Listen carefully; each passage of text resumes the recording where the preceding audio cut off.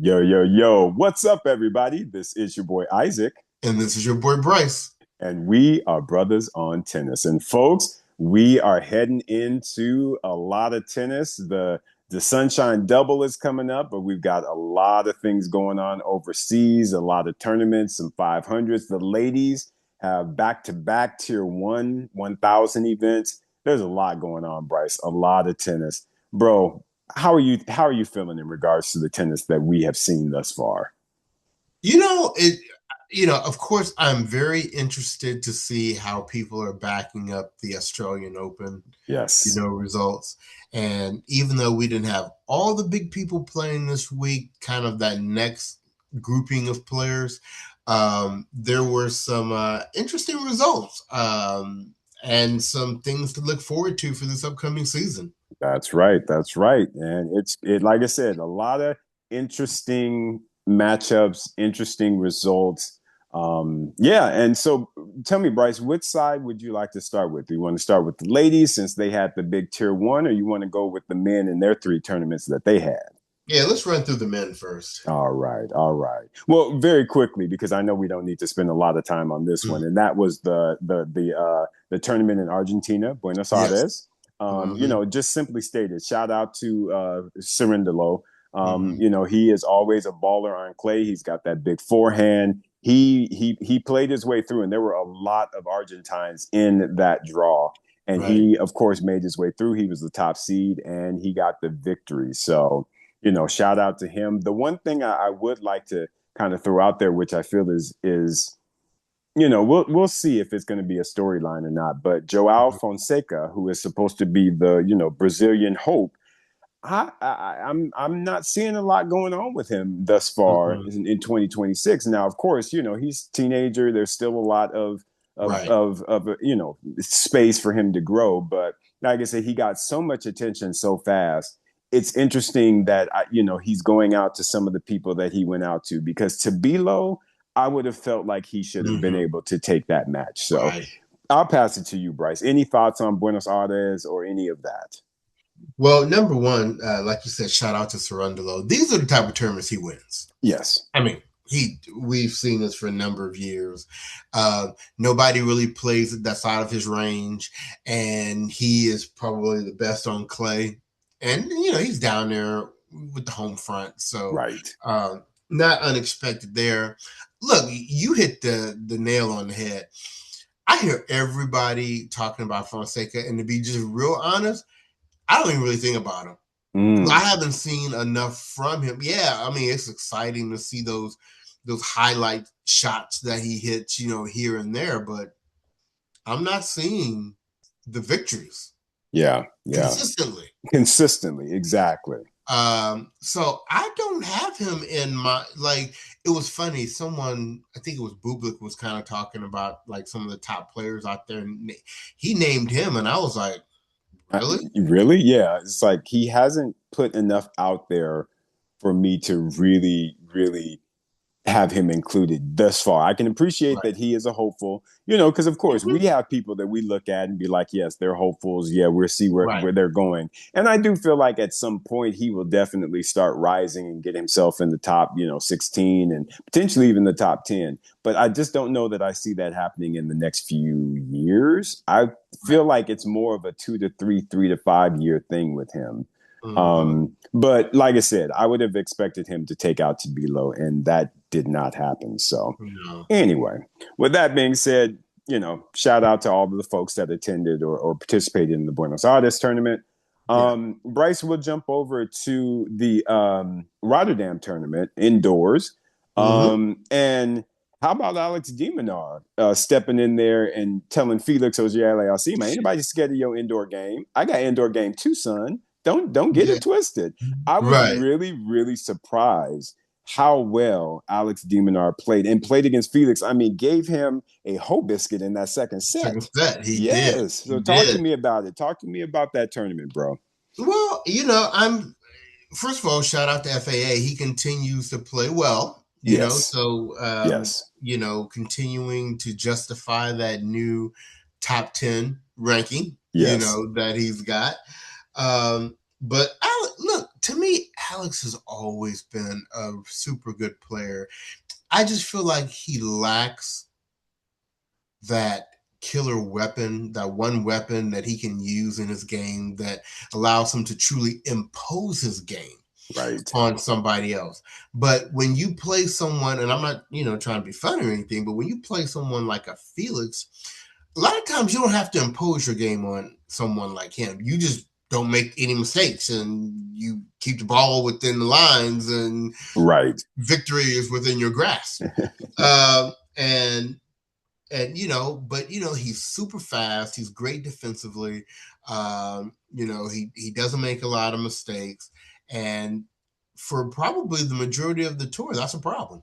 Absolutely. Absolutely. And like you said, that's why he's up in the top 10 at this point, because he has really been playing very consistently and he's using the weapons that he has to get past those folks that he needs to get past. And like you said, he can wait on others to make errors to make up for the lack of him having a finishing weapon, if you will, consistently. Right. So yeah, I agree with you. But shout out to him, man. He's doing a good thing. His fiance Katie Bolter won the previous week, so they keeping it rolling in the family. So Yes. I'm really happy for both of them. And like you said, shout out to Felix for doing his thing and again making another final. And I also want to continue to keep shouting out Arthur Feast because he's getting himself back on tour. Yeah, he's taking some L's, but regardless of that, it's so great to see him back out playing. And I'm just looking forward to him really getting 100% healed up and showing, his full capabilities. Right. So, right. So yeah, brother. So with that, then we'll jump over to Dallas, where we had a lot of Americans doing a lot of great things. And I'm just going to pass it over to you to talk about Ben Shelton, man. Come on now. Well, Dallas falls in that range of tournaments where you get a lot of Americans and the lower end Europeans. Yeah. And, I mean, it's the truth. No, it's the truth. Yeah. And so, this is what I want to say about the Americans. On both the men's and the women's side, we're experiencing great success with the numbers that we're seeing, like in the top 30. Yes. Us in Italy, it's like crazy right now. But you know how we have talked in the past, Isaac, about, certain players, missing a window? Yeah. Yeah.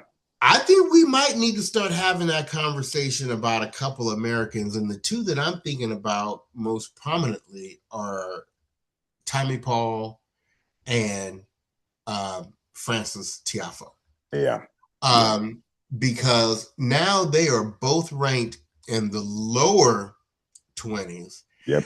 We knew they were going to get passed by Ben Shelton. Right. But now Lerner 10 done passed both of them. And to be very honest with you, I don't know if I see Tommy and Francis coming back. And I mean, with the other players that we've got at the top, yes, they're going to have to get a number of wins against them to move up. I mean, I don't know. I think we might need to start having that conversation about their window is closing. And the other thing that I'm going to throw out there. Yeah. I heard an interview with Tiafoe just the other day. And I'm not trying to put words in his mouth, but I kind of felt like he was basically saying, well, I'm just trying to go out here and, I've been out here a long time and, just enjoy what I do. It was no like, I got this goal to be in the top 5 this year, or I really want to win a major. Yeah. Yeah. And which is really interesting because he literally took off a good portion of the fall, schedule because he didn't play some tournaments in order to get, fit and really focus on his game and what have you. And unfortunately for him, it has not manifested into wins. Because, thus far in 2026, it's honestly, to me, been average, if not below average, as it relates to his results that he's seen thus far. And so that's disappointing. So it doesn't necessarily, I won't say it doesn't surprise me, but I do hate to hear that he's just sort of talking in the framework of, I'm just glad, kind of how Zena said it. Oh, he's just Happy to glad be to there. be here. I'm just happy to Mm-hmm. be here, because we know Tiafoe has crazy mad talent. Again, Yes. he's made great runs at the U.S. Open, so hopefully he can find that fire. But like you said, Bryce, that window is closing because you got a lot of really great players out there whose games are continuing to go in that direction. Right. So if he's not keeping up, then it's going to continue to push him down for sure. Right. Because to me, Tien looks hungry. Yep. Shelton looks hungry. Oh yeah. And say what you want about Taylor Fritz. I mean, Taylor is, Mm-hmm. he reaches that ceiling that everybody under Sinner and Alcaraz are Right. hitting, but he's keeping himself there. Yeah, yeah. Well, and to be clear, Bryce, I feel I put Fritz in that same category that I put Jess Pagula in. I feel like Mm-hmm. he has overachieved, in my opinion. He's a tall guy, got a big game, but I never really thought that Taylor was the most athletic person. And I always thought that that was going to hinder him from really being able to contend for Grand Slams and what have you. But he's done his thing. He is a crazy competitor. Mm-hmm. He has been the number one American, no doubt. So you got to give him mad kudos for that. So, like you said, I feel like I said, Taylor has met, if not exceeded, at least what I would have expected him to do in his career. Right. Yeah, Right. yeah. And speaking of such, I also think, given talking about that final with him and Ben Shelton, Shelton. I wonder if that is not the final torch being passed. Pass. Yes. Speak on that because I think I really feel like Ben might be like, "Yo, I'm the number one now." Well, Ed, you're starting to hear a lot of other commentators and players say when they ask who might be that next person to get a slam that's not named Sinner or Alcaraz, Yeah. the person they're saying is Shelton. Yeah. Yep. And I think Shelton is believing the hype. I think Shelton has had a certain level of maturation that has occurred over the last couple of years. I think he's not just so much flash in his game. He knows how to stay in there and grind. Right. And he's not. And here's one of the most important things about being a top player. He's winning the matches he's supposed to win. Mm-hmm. Exactly. You're not seeing a lot of Ben Shelton going, like we were just talking about Fonseca. Yep. You don't see a lot of him losing to this random person who's ranked outside the top 50. Yeah. Yeah. He's really showing up, and he's most of the times in the majors now he's going out to either Sinner or Alcaraz. That's right. So yes, I think this was a little bit, this match in itself, it was kind of, I think, what everybody wanted to see in the finals. Mm-hmm. Mm-hmm. And it was a great final. I mean, wasn't it 7-6 in the third? 7-5. He 7-5 broke in the into third. Yep. So there's still not a lot of light between the two of them. Right. But Ben is showing he knows how to win the big points when he needs to. I absolutely agree, bro. Absolutely. And I think his issue with the lefties, I think he has kind of worked through that. As far as, having a losing record against some of the lefties. And I'm going to tell you what, that matchup he had against Shapo, Denis Shapovalov, yes. that was a good match. I mean, and shout out to Denis, because I know he does all of this and his mentality is all crazy and what have you, but he was really going after defending this title at Dallas. And he gave Ben all that he could handle in that matchup that they had. So shout out to him. Hopefully he can continue to build on that and grow his game. Maybe seeing Felix over there in the indoor courts trying to do his thing. Them Canadians, they always, are using each other to spur. Yeah, no worries. So, hopefully there are more things that we will see coming up out of Shapovalov, because he is, he's someone, again, folks, that has had a really, really great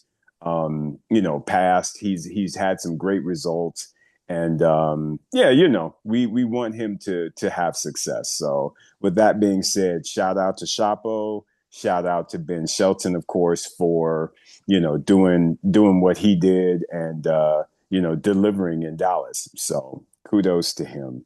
Folks, while Bryce is away, we'll just go ahead and frame up the other tournament that happened this week, which was the Qatar Open. That was a tier one for the ladies. For whatever reason, and it was probably just to get some rest. Sabalenka was not in the building. The number one ranked player in the world and would have been the number one seed decided to take it off. So Swiatek ended up being the number one seed, and you had Rybakina, who was the number two seed, I believe. Yes. And so, great tournament, folks. Always great when you see a tier one. I guess the one thing that I would like to kind of jump out there and talk about is the match that we saw against Iga Swiatek and Maria Sakkari. Now, Maria, of course, has been kind of on a downtrend for the last couple of years. She's had some health injury issues, but it really looks as though she is coming back and coming back with a vengeance. She played a great match against Iga, hadn't won in a very long time against Iga, and for her to be able to battle and take her out in three sets, 3-6, 6-4, 7-5.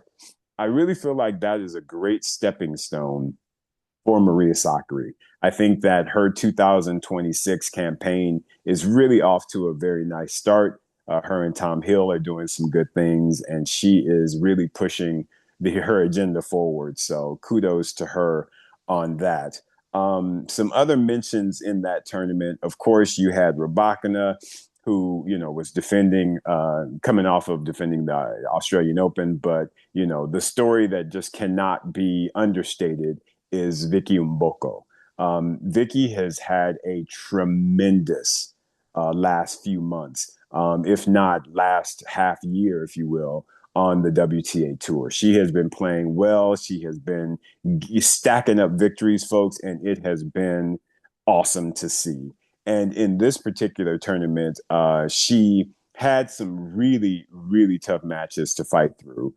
She ended up playing her other teenage friend in Amira Andreeva. And folks, I'm telling you what, that was an incredible match.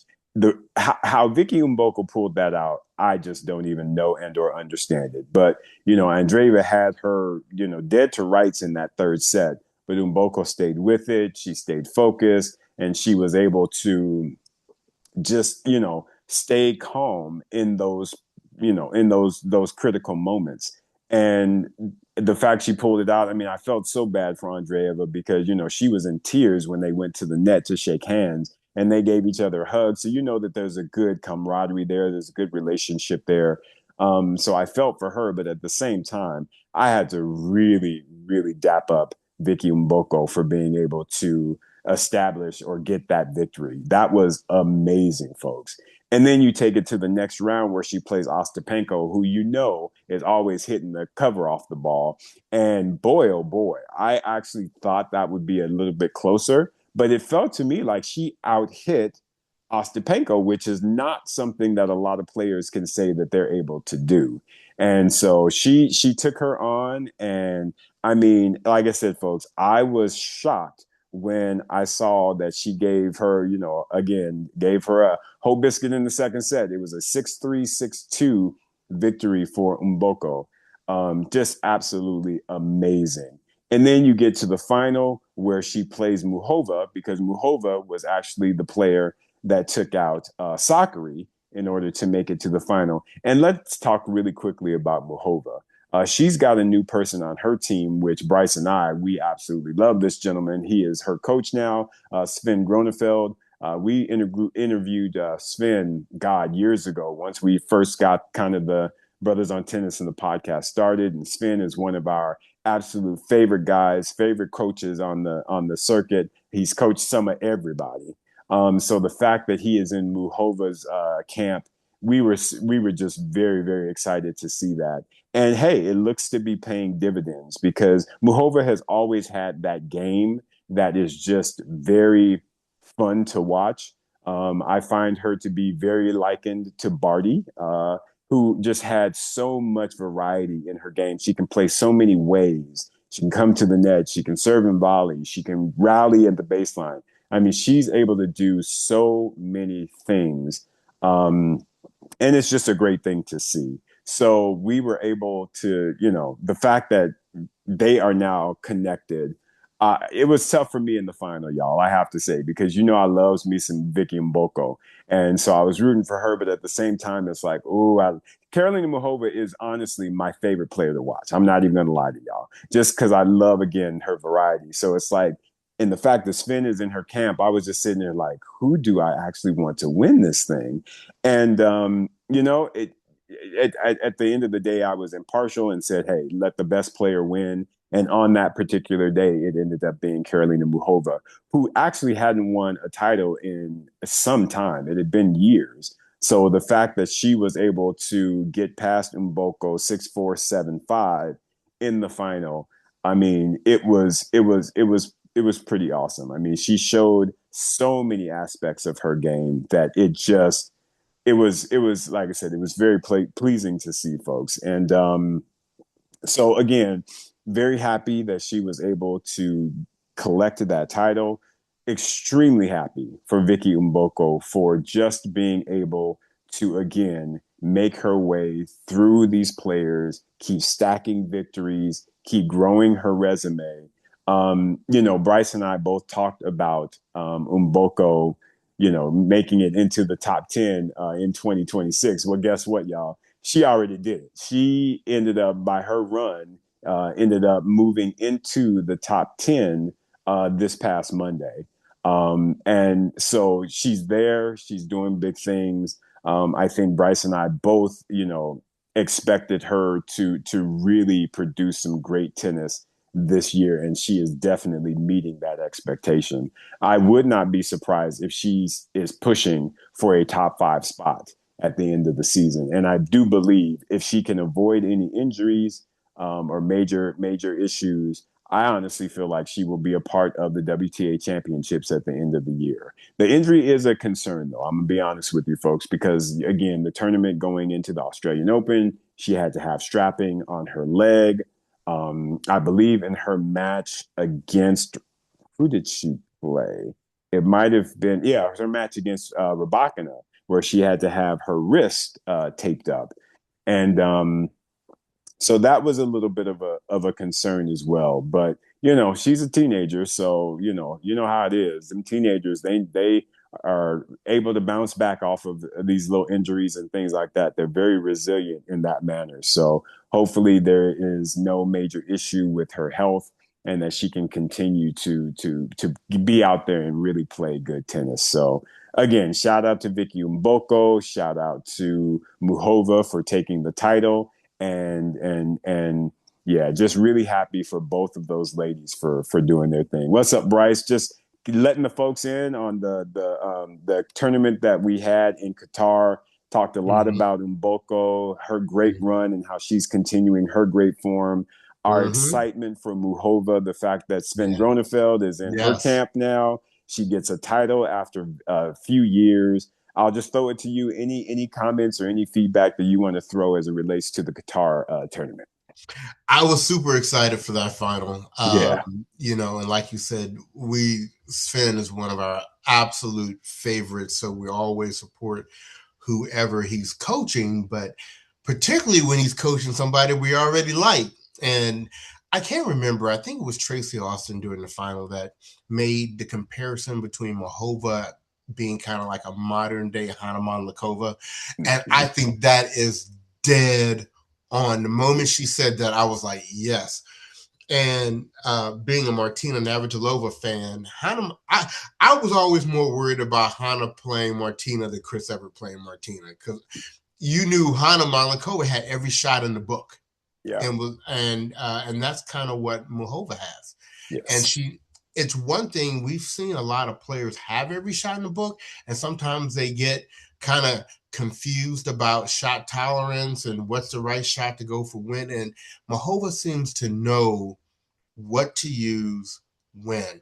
So I say all that to say, for Vicky, no shame in losing that final to Muchova. Muchova is one of the absolute best players in the world, because you could see, and I was happy to see it, you could see in Vicky and that championship presentation, she was not happy. No. She was not happy with that loss, and that's what you want to see. She was Yep. professional. She didn't act ugly, but she was not happy that she took that L. I will take the easy pat on the back.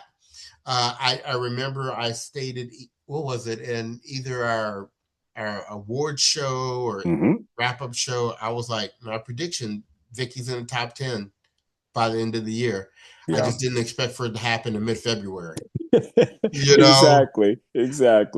But I'm telling you what, and we've made this comment before about other players. I tell you what, those women right now are checking. You hear me? They are checking for what section of the draw Vicky Mboko's in, because Vicky don't care. She's coming at you. And we always hate the black on black crime, but the one who probably need to be most scared is Coco Gauff. Yeah. Coco's going through something, and her game definitely is not sharp. We're recording this, while the Doha tournament is happening, and I watched her matches. She's still in the tournament, but she has really, in my opinion, not looked good. I shouldn't say she doesn't look like normal Coco with the confidence and with, really hitting out on her shots. It just seems like she just doesn't look happy at all. Right. Like she's unhappy with her serve. She's unhappy with her ground stroke. She's not actually even unhappy with her backhand. You see her doing this a lot when she makes errors, which she typically never makes errors on the backhand side. And now errors are coming. So she's going through something. And like you said, she definitely needs to have her head on swivel as it relates to Vicky Mboko, because Vicky is definitely looking to come and take somebody's spot. Right, because Vicky has a lot of the same strengths that Coco has without the same level of weakness. Deficiencies, exactly. Weaknesses. Yep. And she looked like Coco on Earth too. So, I'm going to love watching those matchups because they're going to be super, super athletic competitions. But Vicky is here. She's doing big things, y'all. So 2026, I feel like is going to be a really great year for that young lady. It already is. Yes. Serious. In February. Crazy. I know, right? Yeah, man. And then, go ahead. There were a number of big tournaments and stretches because she was injured last year that she didn't play. Correct. So she's got actually, even if you would say, okay, maybe she doesn't defend the Canadian Open this year, she's got a lot of places for her to pick up points. Exactly. Yes, she does. It's like I said, it's going to be a great year for Vicky Mboko. Looking forward to it. Yeah, man. So Bryce, we got 3 tournaments going on this week for the men. The ladies, of course, are playing yet another Tier 1 event, which is really wild to me. The women's tour schedule is crazy in the sense that you've got a Grand Slam, then you got 2 back-to-back Tier 1 1000s, and then you got the 2 back-to-back Sunshine Double 1000s. So it's interesting because you see players like Sabalenka saying, I'm just not going to play either, and I'm going to wait for the Sunshine Double. You've got, players that aren't really showing the greatest form. And it's just interesting to me that their schedule is built that way. But regardless, they are in another Tier 1 this week. And, they're doing that. The guys have 3 tournaments, 2 500s and 1 250. I think the 250 is the one in Delray Beach. Yeah. And then you've got the other 2, which I forget what their names are. But anyway, any thoughts on any of those tournaments? The fact that I think Qatar might be the one where both Sinner and Alcaraz are playing. Yes, right. So that's always fun. So let's talk about that one quick. Yeah, I'm telling you what, I need them to meet in the finals. And the reason being is because we've talked a lot about the new 2, them as a pair. But at the moment, Sinner is 1. Yeah. With 7 majors, a career Grand Slam, and the number one ranking right now, Mm-hmm. he is clearly in the number one spot. Oh, Alcaraz, yes. Yes. Oh, who did that's who You did I say? you you said center, but that's Did okay. I? Alcaraz, No, didn't mean yeah. that. Sorry. Alcaraz is definitely in the number one spot. Yes, So it's yes. going to be interesting to see if Sinner starts to make his push to integrate himself, up there. Because, now once again, you're starting to hear people say, Alcaraz is the better player. Yeah, Mhm. Sinner may have the higher consistent level, Yeah. but, you know, Hmm.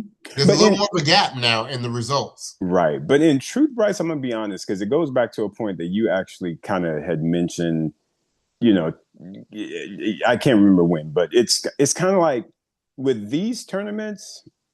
If I'm being very honest with you, I don't know that I'm putting a lot of stock into who actually wins them, simply because it's best 2 out of 3. For me, it's the Grand Slams. It's like, to me, the Roland Garros is going to be the next spot where I'm just like, okay, this Mm-hmm. is going to tell the tale of where these two individuals are right now. Because honestly, if Sinner beats Alcaraz all the way up to the Roland Garros, I don't know that I would even care, because as long as he wins, if Carlos wins Roland Garros, I think Mm-hmm. he's saying you can have all these little things, but guess what? I'm adding to the Grand Slam tally, and I'm Right, that guy. You know what I right, mean? So of course right. we want Alcaraz to win because we're big fans and this, that, and the other. Mm-hmm. But for me, I don't know that I'm going to be putting a lot of stock into the matchups that they have outside of the Grand Slams, because I just feel like you were saying, I didn't flip my mental. I Mm-hmm. just think that Carlos gets on another level. And like you mentioned, I feel like he's going to be like, Wimbledon is mine again. I do feel like they will battle in Roland Garros again, because I know that that is a stinger for Sinner, and he wants to get that one because Right, that's his opportunity to get the calendar or what is it called? career. The career, thank you, career Grand Mm-hmm. Slam. But yeah, if Carlos takes Roland Garros, woo, We might be looking at a calendar. friend, you better say it Yeah, again. Yeah, because I don't, because like you said, I think he will have a vendetta at Wimbledon. Like, okay, you stole this from me, but I'm a wax you up for doing so. right. And I have a feeling that Carlos will not choke at the U.S. Open. If Correct. that, because if he can at this young age then already do something that Djokovic was not able to do. Yeah. Yeah. I mean, like I said, at the Australian Open, it was the first time I ever heard Carlos say he wants to be the greatest of all time. And Well, so, he'll do that if he wins this. If he wins the calendar slam, I'll tell you yeah, that. Mm-hmm. it will be interesting. I will just say this: the thing that kind of makes these tournaments between now and Roland Garros a little different, maybe from any other year, Mm-hmm. is just the whole number one ranking thing. Yeah. Yes. And Yeah. because Center has so many zeros coming up, Yeah. I think, and granted, for both of them, I think it's really end of the year number one is the most important thing. Yeah. Yeah. But there's a little bit on the line there, with these. But it's hard to even think of anybody else being in the conversation Mm-hmm. when they are in the same tournament. It's like, Yeah, it's like the other matches, that's nice. Oh, that's cute. you're It's right, like, right. oh, that's, Yeah, yeah, thanks for let's helping to fill out the draw. But exactly. Like, some matchups will be good, but inevitably at the end of the day, that's the final that everybody's going to expect to see. Don't think that they're not going to get. I feel like they are going to end up getting, again, those numbers like I don't want to say like your Chris Everett, Martina Navratilova, but how Fed and Nadal and those types of numbers, the mm-hmm. 50 and 60 matchups. Yeah, I honestly believe that Sinner and Alcaraz will be in those types of numbers, because I agree. again, it's such a gap, and I don't know that I see anybody consistently being able to stop one or both of them from making it to one another. I tell you what, I was watching one of Center's matches. I forgot who he was playing, and it just like the level of just like casual dominance he had over. It was Mahach, Yeah, yeah, yeah. and it was like the only person I could see that could contend with that would have been Alcaraz. Correct. I Correct. couldn't even think of anybody else. Yeah, because Mahat is a great player, not a good player. He really is a great player. He can smack that ball. Yep. Very underrated. I like his game a lot. But you're exactly right. Center handled up on him like he was like, "Am I scared of you?" He was Yeah, it like, was like, you know, he's like, "Oh, that's nice." Pat somebody on the head. That's really nice. But yeah, sweep you on. Yeah. yeah. So yeah, the new two are definitely legit. I mean, it is absolutely legit, and it's going to take a lot for somebody to break into that circle. Djokovic experienced it with Nadal and Fed. We'll see if somebody else has that spirit to be able to do it. Again, hoping it will be Ben Shelton. I still feel like he's got a little bit. I think he's got still another year to 2 years before he's really going to be able to contend with them. Yeah, I just, and I don't know that I see anybody else. Yeah, I agree. So there you have it. Before we wrap it up, Yeah. let's talk about a subject that I don't know that we've talked about yet on our show, and that is Serena. It's funny. I was going to mention that whole thing because she done got out there practicing with Alicia Parks, and it's like, okay, now, and your little, the whole drug thing is now she is a valid tennis player who can play a tournament at this point. Yes. So speak on it, bro.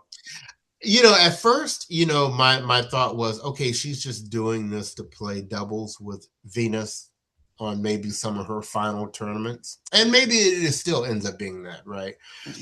But I feel like I'm seeing more and more signs that says she's going to test her hand at singles. Sure. I don't know how she's hitting and moving on the court from just the little clips that I see, because one of the things is when this level of player comes back, they don't come back just to make second and third rounds in tournaments. They come back to contend, and especially since it looks like there might be a cap on Djokovic's Grand Slam run. She's sitting at 23. But here's just my thing. Yeah. As great as Serena was, yes, these women out here ain't playing. No. Your Rabakinas, your Sabalenkas, your Iga, your Mbokos. Yeah. Muchovas. Yep. And I'm not trying to say I doubt my queen or anything like that, but maybe there's a whole lot I don't know. Right. Yeah, it's a long road. It's a long road. It is a long road. Yeah. And granted, I do like the fact that she mentioned, and I don't know if she was on Good Morning America or whichever one, but she said the last time she came back, she just, had too much weight on her. And we know that affected her movement. And we all know she's like the spokesperson for Whoa, Wegovy type thing now. And she looks, she got that Oprah Janet Jackson thing going on now. Right. So if that has allowed her to now move, now don't get me wrong, that Wegovy stuff don't do nothing for your bones. It don't do nothing for your bones or your movement. Yeah. Right. Yeah. But if she is able, I'm here for it. I'm here to see whatever happens, I 100% agree with that. I agree with that, Bryce. I actually want to see Serena play a few matches in this new body, if you will, of hers, and just see how she fares. I really do want to see that. Again, she's out there hitting with Alicia Parks, who is a big hitter. So if she's able to contend with her, to me, that's a good matchup as it relates to the other top players from a power standpoint. So she should be able to gain a sense of where she's at in that regard. So I'm like you. I'm here for it. I want to see it, but again, if she's looking like she, is going to get blasted out the way, you know what? Play you a couple tournaments, focus on doubles with Venus, and then y'all call it for 2026. You know what I'm saying? It's like don't get out there, tarnishing your legacy by just being, if you will, because quietly Vicky Mboko and then already put out there, she was like, "Ooh, I really hope that I get to play Serena Williams." She was like, "I'm holding out." She was like, "I'm holding out hope and holding my breath that I get to play me a Serena Williams because that's my, that's my idol." And so, of course, Right. people want to play you. It was similar to Naomi Osaka with Serena. She wanted to play her. That was her idol. But when she did play her, she waxed her up. And that's Yeah. the thing that, again, I feel like Vicky Mboko is going to get out there and going to be like, I'm going to show you what I got, sis. Osaka may still show her what's up. Quietly, you know, she might she, be like, I might not be able to beat anybody else, but I remember how to beat I you. remember how to beat you. Exactly. So yeah, Bryce, I'm here for it, man. You know what? I'm not gonna be mad at Serena for coming back and doing her thing. Cause you know what? You earned that, sis. Just like Right. Djokovic is still out there, just like Wawrinka and Gaia Monfils, all of y'all have earned that. Y'all have put in y'all's Yes. time. Y'all are Mm-hmm. old heads. If you want to play, then you should play. But again, let's not make it at the point where it's like, ooh, where I'm cringing when I'm trying to watch you. I don't want that. I want you to at Right. least be out there and entertain and compete. Right. Yeah. I totally agree. Well, good. Well, thanks for covering for me while I had to dip out for a second. All But good. you know, it's good to be back, and we will wrap this up and enjoy this good tennis that's coming on this week. Yes. Any final words from your side? No, sir. Just more good tennis. And just a reminder to folks, we will be at Indian Wells the first week of March. So if Yeah, you are there, make sure you reach out to us, shout us out. We always want to see our folk. absolutely. So, with that, on behalf of the podcast, this has been your boy Bryce, And this is your boy, Isaac.